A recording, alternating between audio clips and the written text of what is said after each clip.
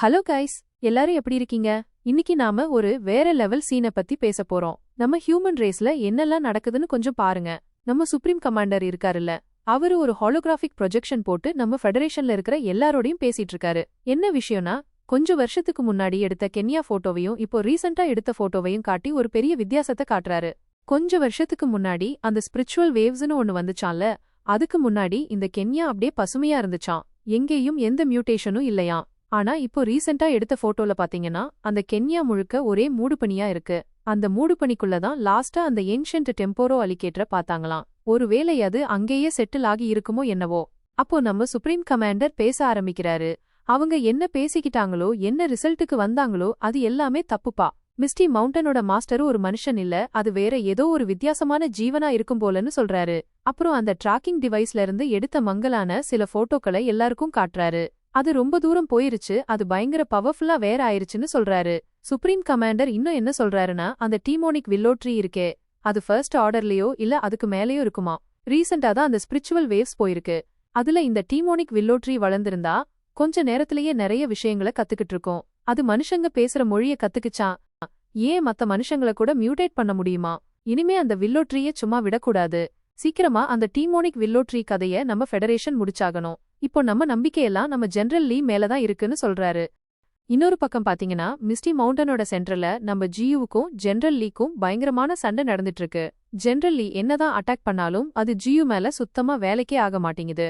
General லீயோட பயங்கரமான வாழ்வெட்டுகள் எல்லாம் ஜியூவுக்கு முன்னாடி உடைஞ்சு தூள் தூளா போயிருது. அதே டைம்ல ஜியூவோட லெவல் 2 ரூட்ஸ் இருக்கு, அத வச்சு ஜெனரல் லீய கண்டபடி குத்திக்கிட்டு இருக்கான். அந்த ரூட்ஸ பஞ்ச் பண்றதுல ஜெனரல் லீ தூக்கி எறியப்படுறான். ஜியூக்கு முன்னாடி ஜெனரல் லீ ஒரு சின்ன தூசி மாதிரி இருக்கான். ஜியூ நினைச்சா நொறுக்கி போட்டுருவான் போல இருக்கு. அப்போ ஜியூ என்ன பண்றானா, தன்னோட ரூட்ஸ அப்படியே ஷார்ப்பா ஆக்கி ஒரு வாள் மாதிரி ஜெனரல் லீயோட கழுத்துல வச்சு மிரட்ட ஆரம்பிக்கிறான். இப்போவும் நீ என்ன ஜெயிக்க முடியும்னு நினைக்கிறியா? கொஞ்ச நேரத்துக்கு முன்னாடி உன்னோட ஸ்கில்ஸ நினைச்சு பெருமைப்பட்டவன் இப்போ பாரு என் முன்னாடி முட்டி போட்டுட்டு இருக்கான். எனக்கெல்லாம் சண்டை போடணும்னு எந்த ஆசையும் இல்ல. நீங்க எல்லாரும் இங்கிருந்து அமைதியா போயிருங்க, பின் வாங்கிடுங்க. அப்போ நாம சண்டைய நிறுத்திக்கலாம். அப்புறம் என் கரடிங்க உங்க சிட்டிஸ் மேலயோ ஹியூமன் டெரிட்டரி மேலயோ வரவே மாட்டாங்கன்னு சொல்றான். அந்த மிருகத்தோட பேச்சை கேட்டதும் ஜெனரல் லீ சிரிக்க ஆரம்பிச்சிடுறாரு. நீ என்ன நினைக்கிற, நான் உன் பேச்சுல நான் மாட்டிக்கிடுவேன்னு நினைக்கிறியான்னு கேக்குறாரு. அதுக்கு ஜியூ பதிலளிக்க ஆரம்பிக்கிறான். உனக்கு தெரியாது போல, ஆனா நம்ம சோல்ஜர்ஸ் கிட்ட ஐசோலேஷன் டிவைஸ்னு ஒன்னு இருக்கு. அதை ஆக்டிவேட் பண்ணினா கொஞ்சம் மீட்டர் தூரத்துக்கு ஸ்பிரிச்சுவல் பவர்ஸ் எல்லாம் ஷட் டவுன் ஆயிரும். உன்னோட பீஸ்ட வீக் பண்ணிரலாம். உன்னோட பீஸ்டால அதோட ஃபுல் பவரை யூஸ் பண்ண முடியாது. எனக்கு இப்பதான் நியூஸ் வந்துச்சு, உன்னோட நிறைய பீஸ்ட் செத்து போயிருச்சான். ஹனிஃபாட் பேட்ஜரா இருக்கட்டும் இல்ல ஒயிட் டைகரா இருக்கட்டும், எதுவுமே உயிரோட இருக்காதான். எல்லாத்துக்கும் கல்லறை இந்த மிஸ்டி மவுண்டன்ல தான். நீ மட்டும்தான் தனியா மிஞ்சி இருக்க. நாங்க உன் முன்னாடி எறும்பு மாதிரி இருந்தாலும் கோடிக்கணக்கான எறும்புகள் சேர்ந்து ஒரு யானைய கண்டிப்பா கொன்னுடும். நீயும் தப்ப முடியாது. எனக்கு நல்லா தெரியும் சண்டையில சேக்ரிஃபைஸ் இருக்கும்னு. எங்க பக்கமும் நிறைய நடந்திருக்கு. ஆனா அதுக்காக நாங்க சாவை பார்த்து பயப்பட மாட்டோம். இந்த உலகம் எல்லாருக்கும் பொதுவானது. உங்களுக்கு எப்படி தைரியம் வந்துச்சு இந்த உலகத்தை உங்களுடையதுன்னு சொல்ல, மனுஷங்களுடையதுன்னு சொல்ல? நீங்க எங்கள வெறுத்தாலும் இல்ல தப்பா புரிஞ்சுக்கிட்டாலும் எங்களுக்கு கவலை இல்ல. உங்க பெர்மிஷனும் எங்களுக்கு தேவையில்ல.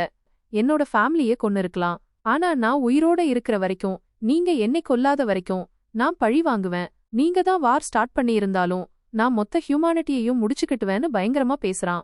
ஜியூ தன்னோட ஃபேமிலி செத்ததுன்னு கேள்விப்பட்டதும் பயங்கர கோவத்துல ஃபுல் பேட்டில் மோடுக்கு வந்துட்டான்.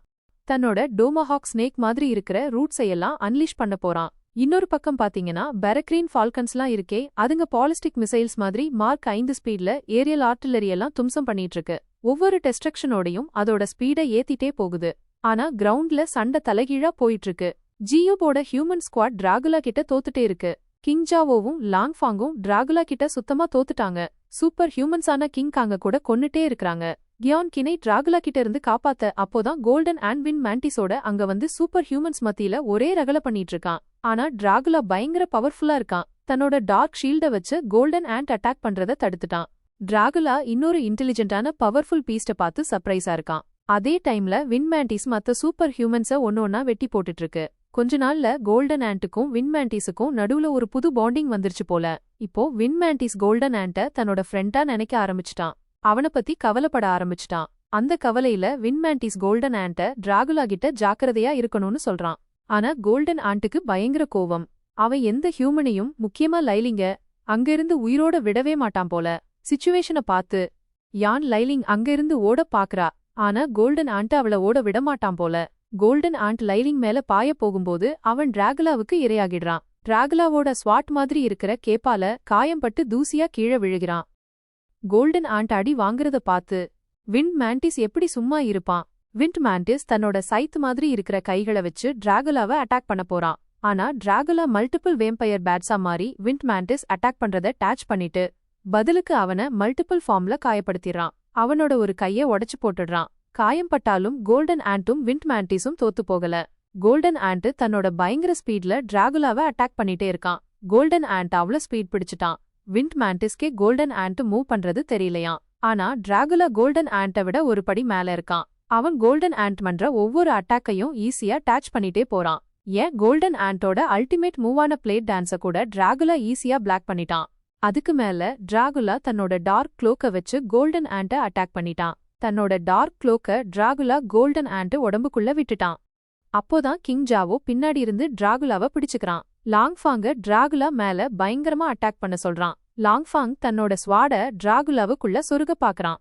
கியான்கின் மல்டிபிள் பேட்ஸ்ல இருந்து ஒரிஜினல் டிராகுலாவை கண்டுபிடிச்சு எல்லாரையும் அந்த ரெட் ஐஸ் இருக்கிற பேட்டை அட்டாக் பண்ண சொல்றான். பேட்டை கண்டுபிடிச்ச விண்ட் மேண்டிஸ் டிராகுலாவை பின்னாடி இருந்து அட்டாக் பண்ணி முதல் முறையா டிராகுலா உண்மையான டேமேஜ் வாங்குறான். டேமேஜ் வாங்கிட்டு டிராகுலா தூரமா போய் விழுந்துட்டான். தன்னோட ஆப்போனண்ட்ட சும்மா விடக்கூடாதுன்னு ஒரு லெசன் கத்துக்கிட்டான். டிராகுலா இன்னும் எந்திரிக்கல. கோல்டன் ஆண்ட் அவனை மறுபடியும் கிரிட்டிக்கல் ஸ்ட்ரைக் பண்ண பாக்குறான். ஆனா அட்டாக் பண்றதுக்கு முன்னாடியே அவன் ஃபெயில் ஆகிடுறான். டிராகுலா இப்போ ஷேடோ இம்பாக்ட் யூஸ் பண்ணி ஒரே நேரத்துல எல்லாருக்கும் பயங்கரமான டார்க் எனர்ஜியை செலுத்திடுறான். கிங் ஜாவோ மயங்கி விழுந்துட்டான். விண்ட் மேண்டிஸ் டிராகுலா அட்டாக் பண்ணதுல 2 துண்டா உடைஞ்சு போயிட்டான். டிராகுலா கோல்டன் ஆண்டோட பவர புரிஞ்சுக்கிட்டான். சீக்கிரமா அவன் கோல்டன் ஆண்ட முடிக்கலனா அவன் பெரிய சிக்கல்ல மாட்டிக்கிடுவான். இந்த விஷயம் அவனோட மூளையில கத்திக்கிட்டே இருக்கு. டிராகுலா தன்னோட கைகளை ஒரு ஸ்வாடா மாத்தி பயங்கர ஸ்பீட்ல கோல்டன் ஆண்ட கொல்ல ஓடுறான். ஆனா கடைசி நேரத்துல கியான் கின் டிராகுலாவுக்கும் கோல்டன் ஆண்ட்டுக்கும் நடுவுல வந்துடுறான். கியான் கின் தான டிராகுலாவோட டெத்லி அட்டாக் வாங்கி கோல்டன் ஆண்ட காப்பாத்திடுறான். டிராகுலாவோட டார்க் ஸ்வாட் கியான் கின்னோட உடம்புக்குள்ள போயிருச்சு. அவளோட எனர்ஜிய அது அப்சார்ப் பண்ண ஆரம்பிச்சிருச்சு. இப்போ கியான் கின் தப்பிக்கிறது சுத்தமா கஷ்டம். கடைசி நிமிஷத்துல கியான் கின் சிரிக்க ஆரம்பிக்கிறா. நான் என்னோட கடமையை செஞ்சிட்டேன் பிரதர். நான் உன்னை காப்பாத்திட்டேன்னு சொல்லிட்டு அங்கேயே உயிர் விட்டுடுறா. டிராகுலா சிரிக்க ஆரம்பிக்கிறான். அழ தேவையில்லை. இப்போ நீ போயிருக்க. அப்புறம் நான் எல்லாரையும் உன் பின்னாடியே ஆஃப்டர் லைஃப்ல அனுப்ப போறேன். மியூட்டன் கேர்ள்லாம் ஒரு ஆரம்பம்தான். நான் உங்கள ஒவ்வொருத்தரா என் சாப்பாடாக்க போறேன். உன்னை கொன்னு உன்னோட ரத்தத்துல நான் முழுசா ரெக்கவர் ஆக போறேன்னு சொல்றான். டிராகுலா பேசி முடிக்கிறதுக்குள்ள லாங்ஃபாங் தன்னோட மியூல் ராட்ஸ அண்டர் கிரவுண்ட் கேவ்ல இருந்து கூப்பிட்டு ஒரே நேரத்துல டிராகுலாவை அட்டாக் பண்ண சொல்றான். சிச்சுவேஷன் ரொம்ப கிரிட்டிக்கலா இருக்கு. சண்டை ஜெயிக்கிறதுக்கு எந்த நம்பிக்கையும் இல்ல. சிச்சுவேஷனை பார்த்து தன்னோட பாதி செரேச வச்சு விண்ட் மேண்டிஸ் கோல்டன் ஆண்ட்டுக்கு அட்வைஸ் பண்ண ஆரம்பிக்கிறான். அங்க இருந்து எல்லாரையும் விட்டுட்டு அவன் மட்டும் தப்பிச்சு போக சொல்றான். அப்போ காட்டுக்குள்ள இருந்து ஒரு பயங்கரமான கர்ஜனை கேக்குது. ஏதோ ஒரு பெரிய மிருகம் அவங்க பக்கமா வந்துட்டு இருக்கு போல. டிராகுலா ஒரு டிரான்சென்டென்டல் லெவல் சூப்பர் ஹியூமனா இருந்தா இன்னொரு டிரான்சென்டென்டல் லெவல் பீஸ்ட் கிட்ட இருந்து அவனுக்கு போட்டி வர டைம் வந்துருச்சு.